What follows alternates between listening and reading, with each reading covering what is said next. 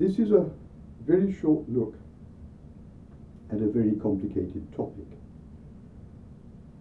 There are many books written about academic freedom, many of them anxious, some of them, to my mind, over-anxious, and they focus on a great many different aspects of academic freedom.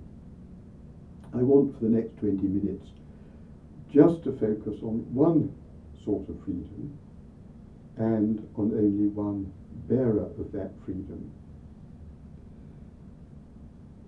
The bearer of that freedom is the faculty of colleges and universities.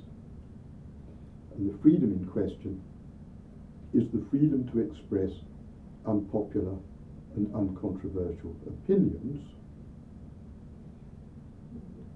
partly within the classroom and, more importantly, outside it.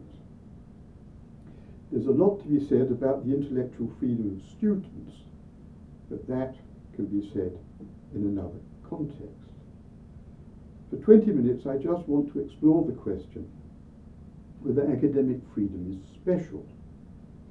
That's to say, whether it extends or whether it should extend beyond the ordinary rights of free speech that every citizen in the United States or in the European Union enjoys as something protected by law.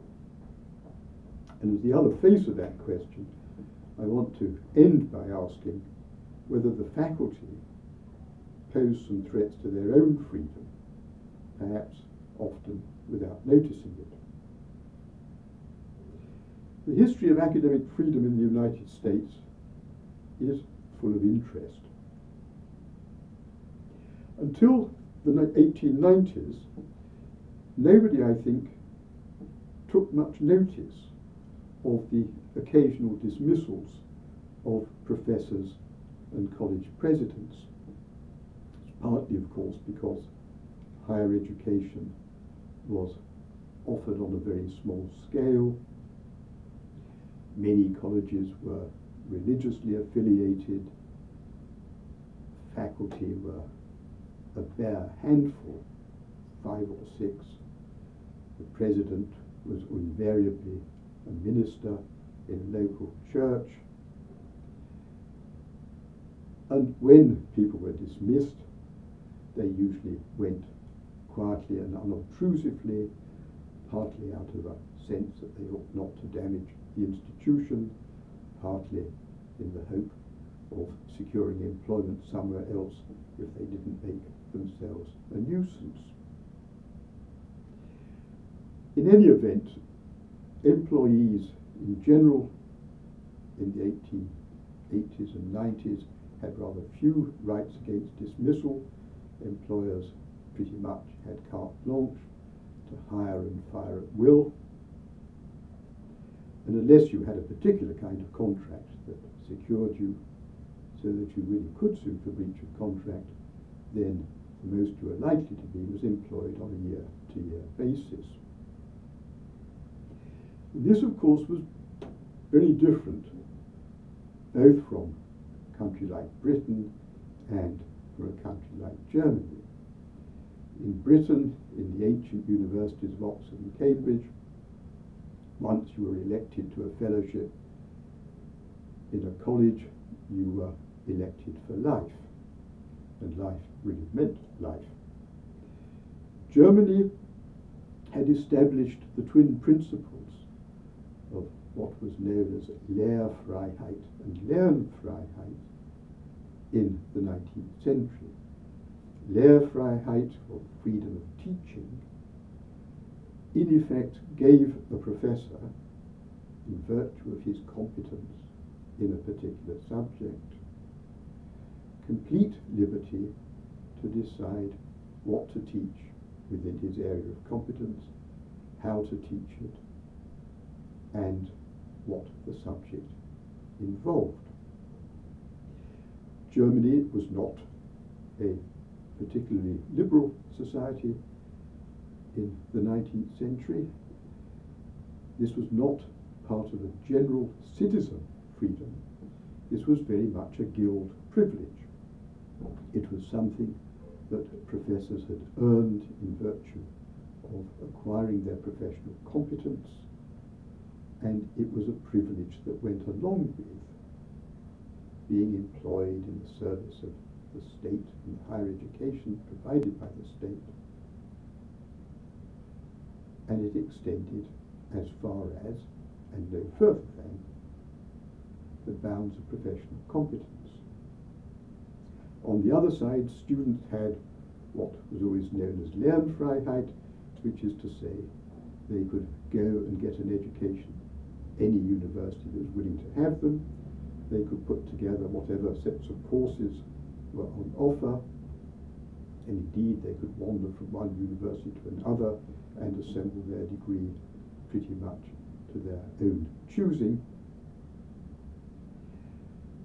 This is, with a good deal of modification, because of changed economic circumstances and changed social circumstances, this is still true of the German situation. Lernfreiheit and Lehrfreiheit and Freiheit der Wissenschaft, freedom of inquiry, are all enshrined in the basic law in the German Constitution. The American situation is very different, and it has a curious and, in some respects, mildly amusing history. What provoked the setting up of the American Association of University Professors, which has been, since its establishment 106 years ago, the guardian of the American notion of academic freedom, were the cases of professors of economics being dismissed, or nearly being dismissed, by their universities during the 1890s and at the turn of the century. The most famous of these cases was the case of E.A. Ross, an economist at Stanford. Stanford was established by Mr. and Mrs.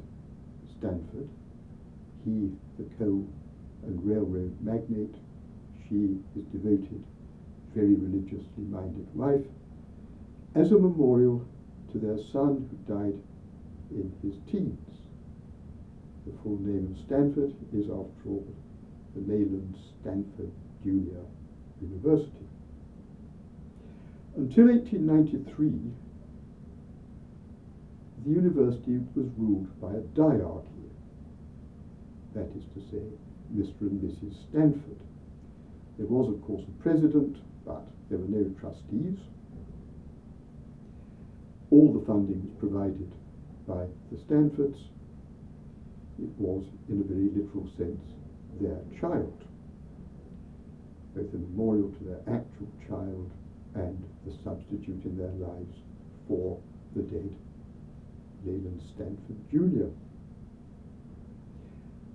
When Leland Stanford Sr. died in 1893, Mrs. Stanford then became the sole trustee of the university.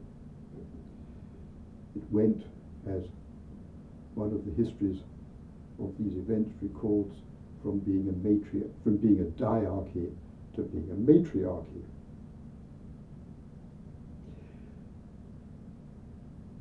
Ross's dismissal had been preceded by the dismissal of H.H. Powers in 1898. Powers had given a lecture on religion, and Mrs. Stanford regarded his views as heretical, unorthodox, and generally not to be tolerated. She had leaned on the president, David Jordan, to sack him, and he had duly been sacked.